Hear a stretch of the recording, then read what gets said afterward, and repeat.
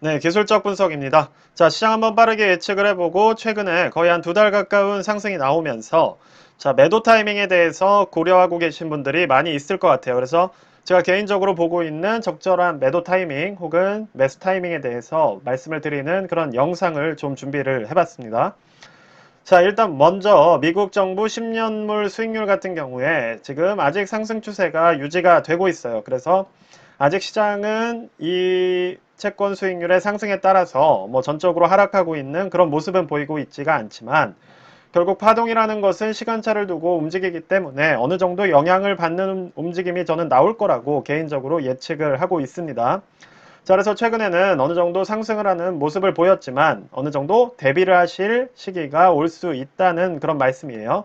자, 그래서 개별적으로 실제 주식을 좀 살펴보면 자, 나스닥 지수 같은 경우에 제가 지금 최근에 이평선을 조금 띄워봤습니다. 자, 그래서 하늘색 같은 경우가 51선, 자, 그리고 파란색 같은 경우가 좀 진한 남색 같은 경우가 201선이라고 봐주시면 돼요.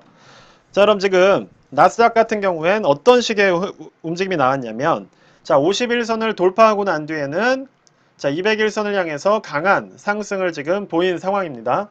자, 그렇다면 여러분들께서는 예측하실 수 있는 부분은 1차 저항선이 뭐가 될 수가 있다? 201선이 될 수가 있다는 얘기예요. 자, 제가 예전에도 어떤 기술적 분석 강의에서 올려드린 적이 있지만 이평선은 어떻게 활용을 할 때 가장 활용도가 높다? 바로 매물대로 지켜봐 주시면 되는 겁니다. 즉 5일 동안 이동평균이라는 얘기는 5일 동안의 평균적인 가격선이라는 얘기거든요. 그러면 5일 동안의 매물대가 될 수가 있다는 거예요. 그럼 200일선은 뭐가 어떻게?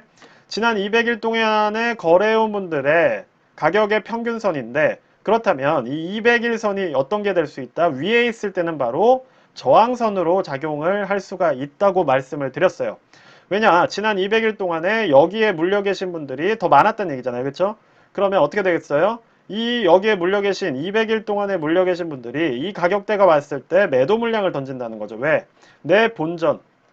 인간은 본전을 되찾고 싶어하는 심리를 이기기가 상당히 어렵습니다. 저도 투자라는 입장이지만 정말 오래 물려 있다가 본전이 온다면 일부라도 실현하고 싶은 게 사람의 마음이에요. 그래서 자, 이 200일선, 즉 이평선이라는 거는 기본적으로 저항선으로 작용하는 경우가 많고 50일선은 뚫고 나서 강한 상승이 나온 상황에서 이제 200일선을 만나게 되는 겁니다. 자, 그럼 말씀을 드리자면 지금 나스닥 지수 기준으로 자, 200일선은 3에서 4% 정도 상승이 더 나오면 이 저항을 맞게 돼 있다는 거예요. 그렇다면 우리가 힘이 좋게 여기를 향해 가고 있지만 아무래도 여기서는 어느 정도의 저항적인 움직임이 나올 수 있다라고 예상을 해볼 수가 있다는 거죠. 그리고 지금 이미 상당히 긴 시간 동안 상승 추세를 유지해 왔기 때문에 제가 말씀드리는 것은 여기서는 지금 이 타이밍에 매수를 강력하게 고려하고 있다.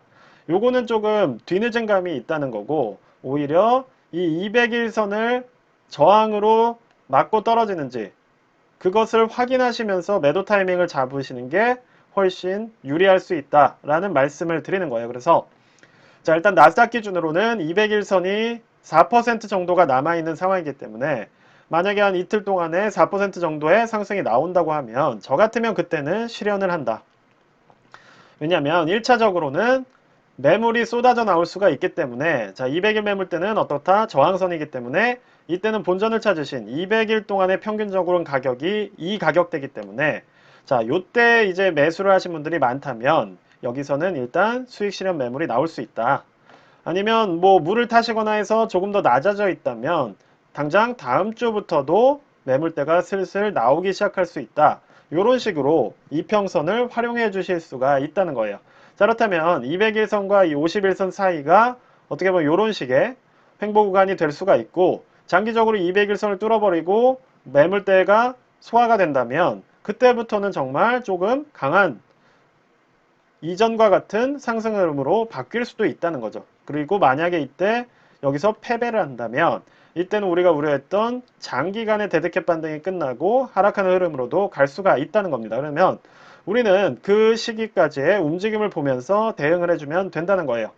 그렇다면 만약에 200일선이 여기 있었고 여기를 뚫고 올라가는 정배열 움직임이 나왔다면 저는 이때는 매수를 하라고 분명히 말씀을 드렸어요. 그럼 여기서는 뭐라고 말씀을 드려야겠어요? 조금은 위험할 수 있다. 매도를 고려한다면 이때 하신 뒤에 조금 더 상황을 지켜보시고 다시 들어가셔도 될 것 같다 라는 말씀을 지금 드리는 겁니다. 자, 그렇다면 지금 S&P 500 기준으로는 거의 다 도달을 했다고 보시면 돼요. 자, 이제 200일선에 이제 맞닿는 모습이 아마 다음 주에 나올 것이고, 그 다음에 S&P 500이 어떤 식으로 움직이는지를 봐주시면서 대응을 해주시면 된다는 겁니다.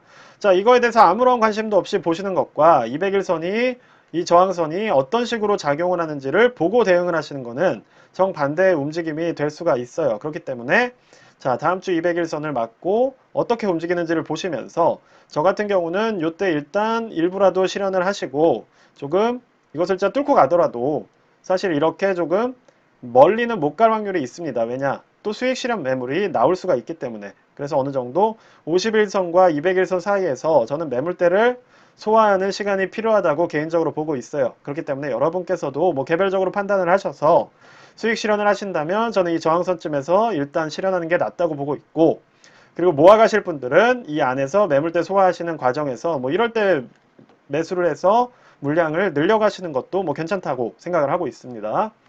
자, 그래서 SOXX 같은 경우는 조금 그래도 200일선과 거리가 남아 있어요. 그래서 한 7% 정도의 상승 여력이 있고, 만약에 여기까지 찍는다 하면 3배 레버리지 같은 경우는 거의 20% 같은 20% 정도의 상승 여력이 남아 있는 것이기 때문에 조금 더 지켜보실 수가 있다는 거죠. 자, QQQ 같은 경우도 지금 아까 말씀드렸던 나스닥과 거의 비슷한 정도의 상승폭이 남아 있습니다. 그래서 한 3% 정도의 상승 여력이 있고, 과연 이것을 다 찍고서 200일선과 만난다고 했을 때 과연 어떤 식의 흐름이 나오는지를 지켜보시면서 대응을 해주시면 좋을 것 같다는 거예요.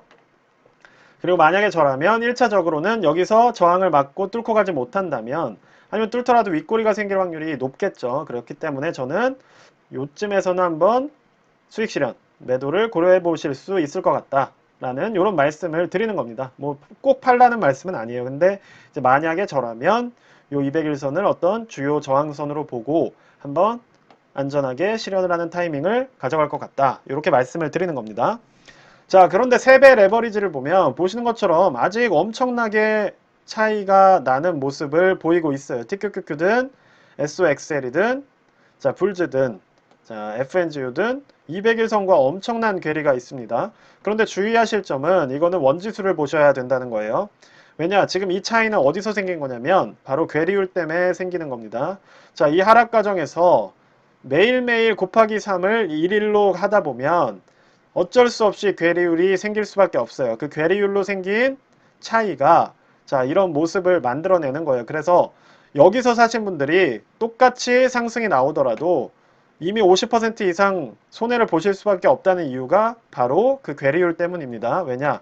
이 하락하는 기간이 길수록 매일 1일로 곱해지기 때문에 똑같은 상승이 같은 기간으로 나오지 않는 한은 여러분들은 이때 원금을 똑같이 지수가 회복을 하더라도 가져갈 수가 없는 거예요. 그래서 그러한 차이에서 나오는 요런 모습이라고 생각을 하시고, 지금은 그렇기 때문에 이걸 보고 판단을 하시면 안 됩니다. 자, 그래서 지금은 원지수를 보시면서 상승 여력을 판단을 해서 그걸 반대로 유출을 해서 보셔야 돼요. 그래서 TQQQ나 지금 나스닥 같은 경우는 3, 4% 정도, 그렇기 때문에 TQQQ 기준으로는 한 여기까지의 상승 여력이 한 12% 정도라고 보시면 되실 것 같고, 자, 그리고 SOXL 같은 경우는 지금은 아까 보셨듯이 7% 정도가 있기 때문에 한 25달러 수준이 어떻게 보면 20% 정도의 상승 여력이 남아있다. 일단 이거는 상승 여력이라는 게 꼭 오른다는 게 아니라 1차 저항선이 된다는 겁니다. 그래서 요 라인이 1차 저항선이 될 확률이 높고, 자, TQQ 같은 경우도 아까 말씀드렸듯이 한 10%에서 12% 정도의 상승 여력이 남아있기 때문에 자, 보시는 것처럼 지금 37달러라고 한다면 한 41달러에서 42달러 요 정도 라인이 1차 저항선으로 작용을 할 수 있다.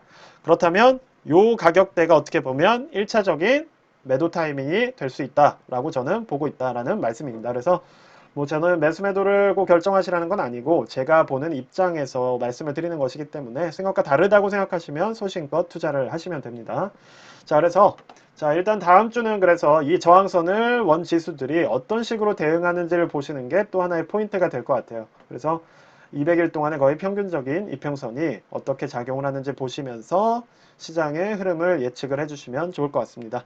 자, 일단 오늘 영상은 여기까지 말씀을 드릴 거고요. 네, 영상이 도움이 되셨으면 구독과 좋아요 꼭 좀 부탁드립니다. 감사합니다.